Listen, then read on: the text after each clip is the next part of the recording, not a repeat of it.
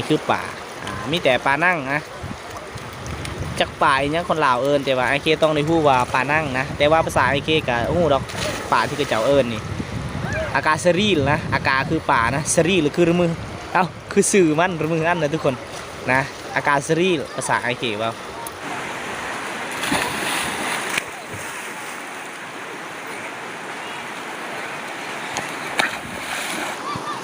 บอลเนี่ยตัวเรียนเชิงไงเนี่ยบ่โอ้โหไงในวันเสาร์ก็ไปทั่วแม่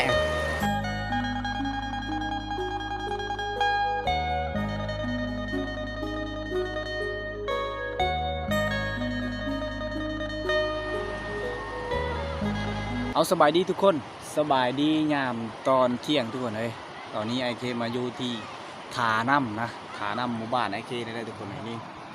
เดี๋ยวไอเคก็จะได้พาทุกคนไปฮับสมยูทูบเลยทุกคนมาโอ้บรรยากาศคักขนาดเลยบรรยากาศเต็มไปด้วยแมงกระเบื้อทุกคนเองแมงกระเบื้อฮักก็ออกใหม่ๆเลยทุกคนเองนี่แหละพาไปเบิ้งวิถีชีวิตเขาเจ้าได้เฮ็ดยามตอนเที่ยงนะการหาอยู่หากินอะไรทุกคนเลยมันเป็นแกงที่งามที่สุดเลยทุกคนเลยพูนไปเถอะพูนมาเมื่อนี้กับมากับระบาวโอเคสบายดีกล้องสบายดีไปย่างไปก่อนเต็มไปด้วยแมงกระเบือทีมงานเก้าหันแหละแมงกะเบือภาษาไอเคว่าเตติร์ทุกคนเลยไปผู้ข้าเจ้าไปหาอยู่หากินเต็มแกงเลยยามนี้เดี๋ยวไอเคกะสีคอยย่างแถวนี้แหละนะ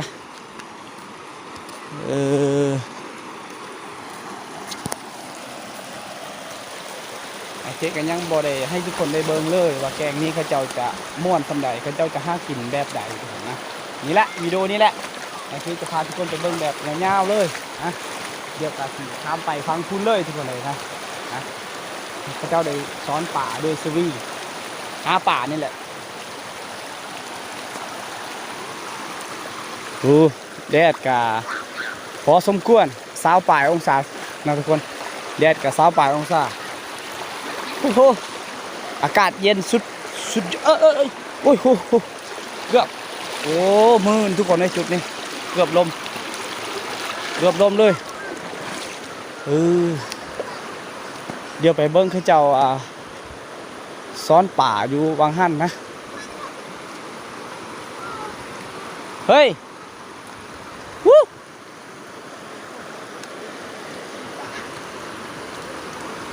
ไปเบิ้งเด็กหน่อยเขาเจ้าซ้อนป่าตึกเบ็ดเฮ็ดเอียงนะเขาเจ้าเฮ็ดหลายๆอย่างหลายๆขั้นตอนกับการหาอยู่หากินแบบวิถีชีวิตชาวบ้านวิถีชีวิตชนบทที่อาศัยตามชายเสบางเฮียงทุกคนเลยทางพุ่นเขาเจ้ากำลังขามเพื่อขามยั่งนี่แหละสุดยอดเย็นสดชื่นการย่างกับเฮาต้องค่อยได้ย่างได้ทุกคนเพราะว่ามันมีขี้เถ้าทุกคนเลยแต่ว่าขี้เถ้านี่มันสามารถเฮ็ดให้เฮาล่มได้นะมันมืดนั่นแหละทุกคนเลย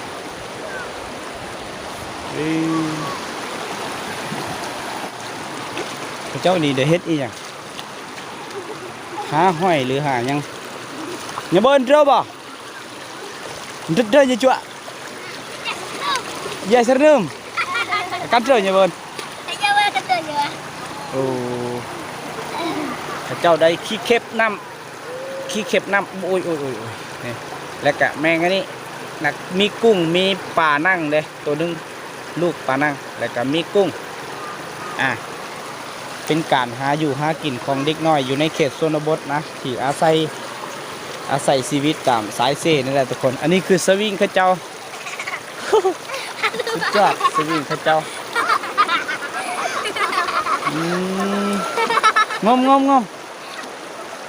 งมเด้อข้าเจ้าได้เอาขี้หินมาปกมาอย่างใบก็เลยแบบว่าพอดีมันน้ำแห้งเข้าไปก็ข้าเจ้าต้องได้มาเอาออกก่อนหินละต้องได้งมหากุ้งหายังเลยทุกคนเลยทางพุ่นก็จะแม่นสาวน้อยเลย เบิร์นบ่เบิร์นอากาศบ่คุณเบิร์นเลยไอเคต้องได้ถามว่าได้ป่าบ่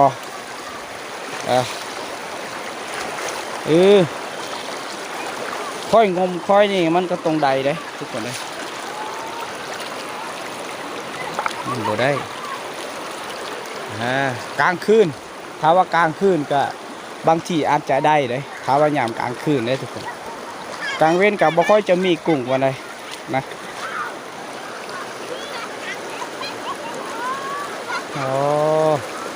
น้องๆเพิ่นมาซ้อนป่าข้าเจ้าได้ซ้อนป่าเลยครับโอ้แก่งข้าเจ้านี่ถ้าฮอดเดือน4เดือน5คือสิคักเลยทุกคนทางพุ่นอาจจะบ่มีนำไล่เลยทางพุ่นนะมีแต่บอลนี่แหละมันเป็นปองเพื่อปองยังข้าเจ้าได้นะเด็กข้าเจ้ากำลังสอกหาบ้งที่ติดอยู่กับงวนหินนะกำลังสอกหาเลยทุกคนเลย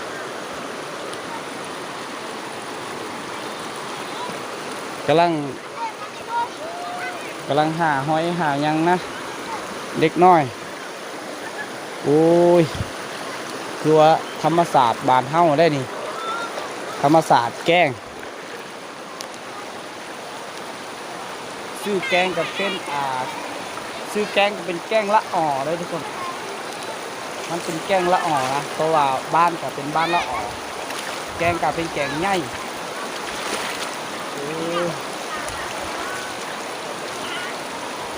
เต้นไปเลยแกงก็เต้นไปอยู่ที่เท่าเดินnhư tụi ăn rau ba akan rau như tụi ăn rau bên เขาเจ้าใดน้อยได้ไอ้คือทำว่าเขาเจ้าใดน้อยนะ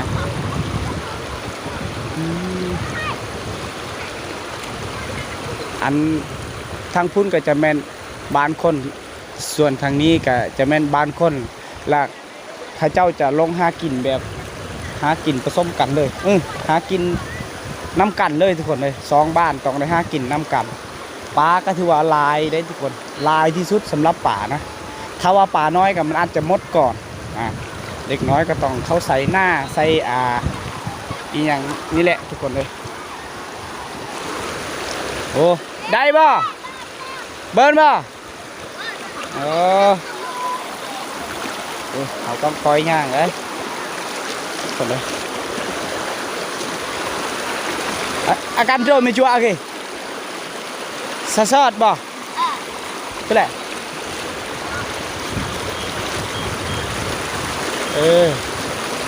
cuốn lệ qua pọ nó lại đợn thù rồi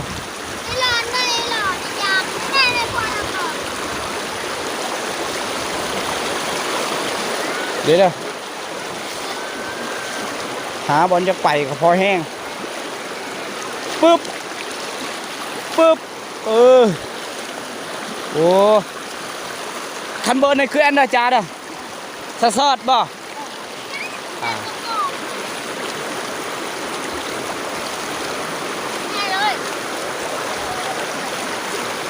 อันนี้ต้องเขาต้องได้กลิ่นดิบเลยตัวนี้เราต้องได้กลิ่นดิบเลย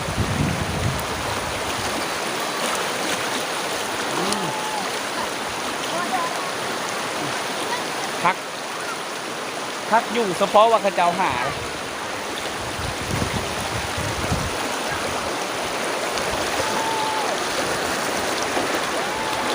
สิไปเบิ้งเขาเจ้าสิไปเบิ้งเขาเจ้านั่น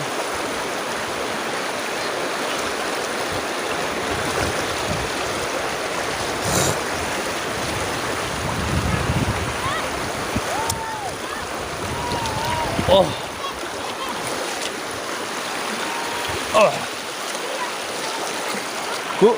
กูยีไว้มา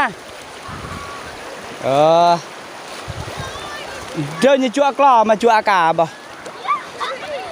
จั่วสรีมึงสรีเลยกระเจ้าหาปลานั่งเลยโอ้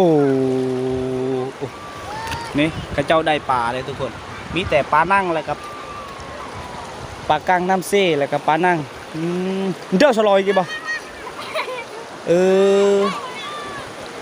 เนี่ยตัวชะแงดบ่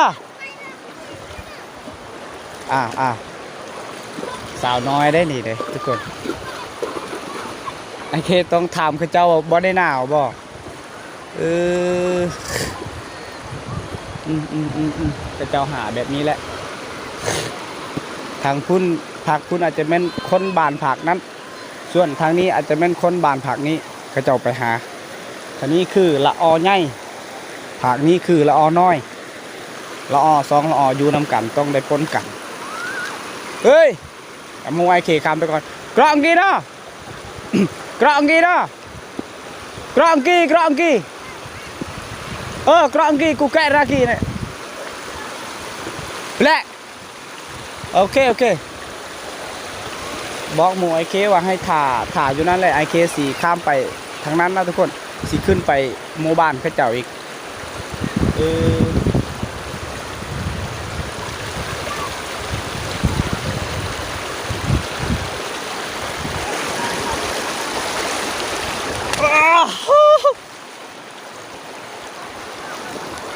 เขาเจ้าลิ้นนำ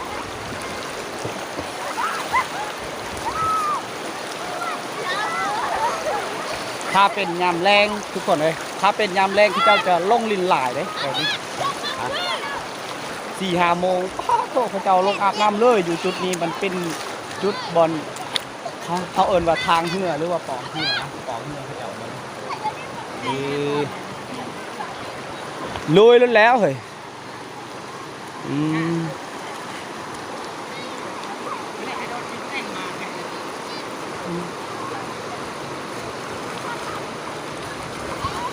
ตัวเด้อแม่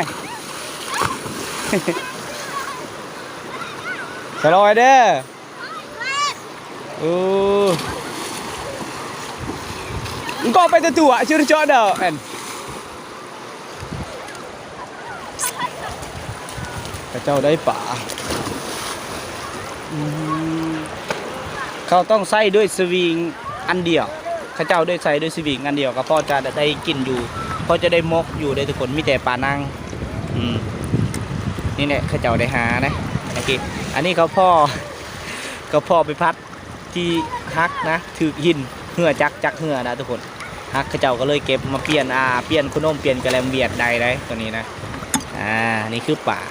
มีแต่ปลานั่งนะ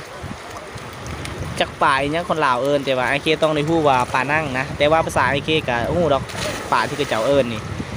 อากาสรีนะอากาคือป่านะสรีหรือคือมือคือสื่อมันมืออันนะทุกคน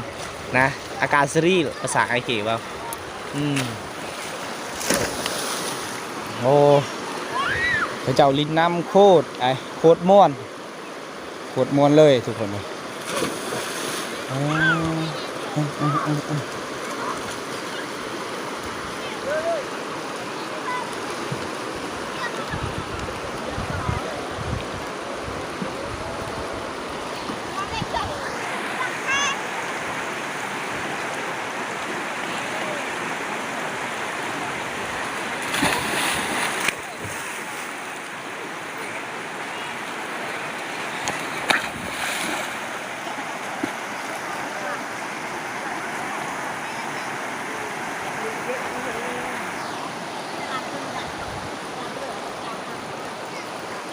เดี๋ยวไอเคกาสิลงลิ้นคือกันเลยทุกคนแต่ว่าบูฮูซีลงบนไหนนะน้ำมันไหลแห้งขนาดเลยจุดนี้มันเป็นบนกองเหือนะกองเหือทางเหือไหลขึ้นไหลลงเขาจะไปหากินทางนั้นแค่นี้แหละไปแต่ว่าอัซิโลกาจะเป็นเพียงคอนี่เลยทุกคนนั่นก็เลยแบบว่าบ่ได้ไปก็เลยย่างลงไปทางทุ่งแหละนะครับถ้าขึ้นไปยืนถึงนะบอลเนี่ยตัวเรียนเชิงไงเนี่ยบ่โอ้โหไงในวันเสาร์ก็ไปตัวแม่ตัวเราเตะบอลไหน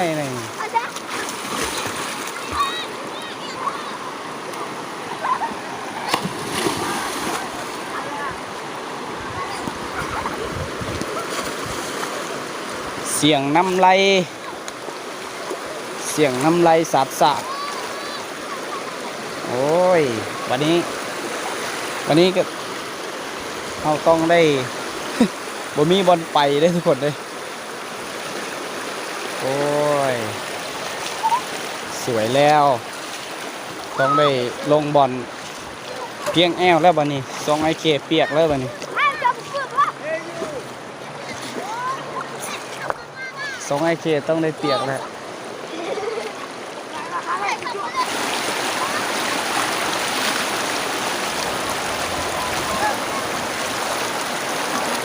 นี่คือโอ้อันนี้คือปลากั้งน้ำเสบางเฮียงทุกคนนี่ลูกปลากดลูกปลาเครื่องได้ตัวนี้โอ้พระเจ้าใดนี่ปลากางโอ้ยแซ่บมาแกงใส่หน่อไม้ส้มนี่สุดยอดคักเลยทุกคนเลยไปโอ้ยเดี๋ยวไอ้เคกับ4-5ขามบอลน้ำตื่นๆแล้วขามไปฟังคุณขามไปไปพุ่นเลย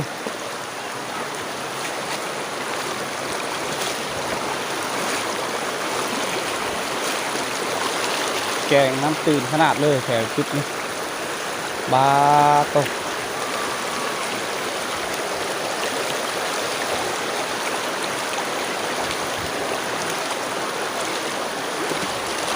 เสียงน้ำไหล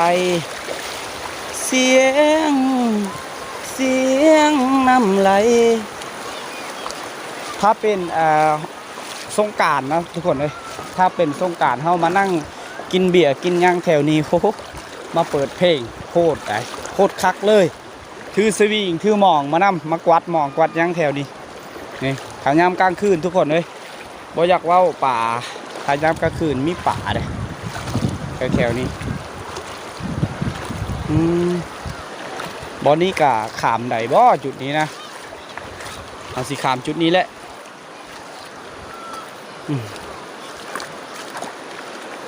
ทางพุ่นก็จะแม่นโมบานผักพุ่นแล้ว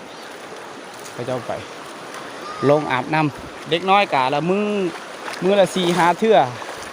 ก็เจ้าลงอาบนะ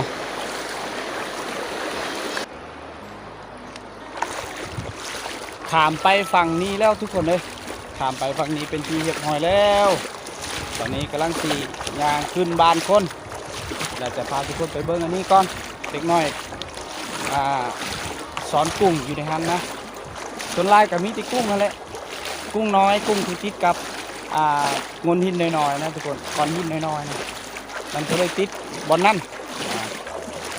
และเป็นวิถีชีวิตของหมู่บ้านชนบทที่หาอยู่หากินแถวนี้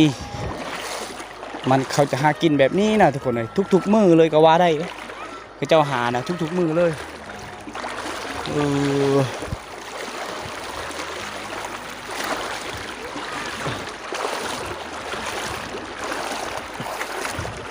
ความตื่นนะคามเอาก็ได้ความตื่นถ้าฮอด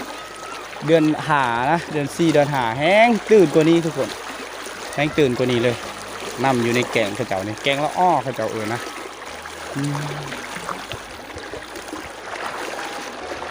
ตอนแรงก็4-5 โมงก็จะมีผู้สาวได้จะลงมาได้ทุกคนเลยเจออย่างตัวซั่วมากาบ่ตัวซั่วเบิ้ลรู้มันเตือนเลยป่ะรู้มันเตือนเลยเตือนนะเบิ้ลขามไปฝั่งนี้แล้วทุกคนเลยนะตอนนี้กะสีย่างขึ้นแต่พังเซ่กระเจ้าแต่เก้าอาจจะเป็นอันนี้เป็นทางรถใหญ่จะลงมาได้แต่เก่าทุกคนเลยกระเจ้านี่มาแต่ตีมใกล้ปะใกล้ฮะปูม่วงพออันไหนเกอากาศปนินปกติเมื่อกี้เรากูปูไงใกล้ได้ปนินเลยมาแต่ไปหาอยู่หากินมาแต่ไปตีมองผู้ถ่ายเอาเหือลงไตพุ่นเลยข้ามไปทางบ้านห้องก็จะอาจจะได้ทุกคนนะถือข้าวถือหน้ามากินเลยมดมือได้อยู่กินตามโฮมตามอย่างนั้นแหละทุกคนนะโอเคตอนนี้กาซีย่างขึ้น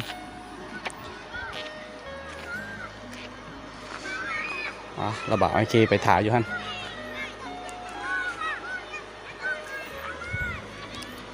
โอ้เสียงเด็กน้อย